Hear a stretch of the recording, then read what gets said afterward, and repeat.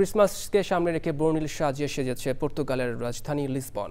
নভেম্বরের শেষ সপ্তাহ থেকেই শহরের মূল সড়ক, পার্ক এবং ঐতিহাসিক স্থাপনাগুলোকে সাজানো হয়েছে নানান রঙের আলো আর উৎসবের আলোকছটায়। পর্তুগাল থেকে বিস্তারিত জানাচ্ছেন হাফিজ আল আসাদ। ইউরোপের অন্যতম প্রাচীন শহরটিতে ক্রিসমাসের আলোকসজ্জা যেন পর্যটক আর স্থানীয়দের ভিন্ন এক জগতে নিয়ে যায়। বিশেষ করে পাসাদো কমার্শিয়াতে বিশাল ক্রিসমাস ট্রি এবং ঐতিহ্যবাহী আলোকসজ্জা দেখতে ভিড় জমাচ্ছেন প্রতিদিন হাজার হাজার মানুষ।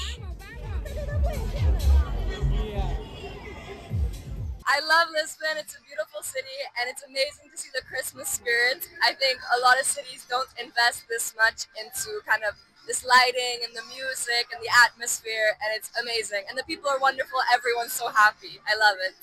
I love it, but it consumes a lot of energy, so it's very unsustainable. Save the earth. Love Greta Thunberg. শহরের বিভিন্ন এলাকাতে বসেছে ক্রিসমাস মার্কেট। হট চকলেট, হাতে বানানো সাজসজ্জা, স্থানীয় খাবার আর উপহারের স্টলে চলছে জমজমাট কেনাকাটা। ক্রিসমাস ক্যারল থেকে শুরু করে স্টেজ পারফরমেন্স, সব মিলে লিসবনের রাত যেন এক উৎসবের carnival.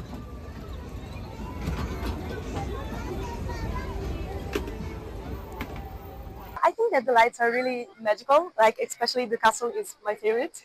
And I like it here because I think the square with all the trees with lights is very beautiful and it puts me in a Christmas mood and in a festive mood in general. পর্যটকদের মধ্যে ক্রিসমাসের মৌসুমে লিসবনের আলো আর স্থাপনার মেলবন্ধন যেন এক অন্য অনুভূতি এনে দেয়।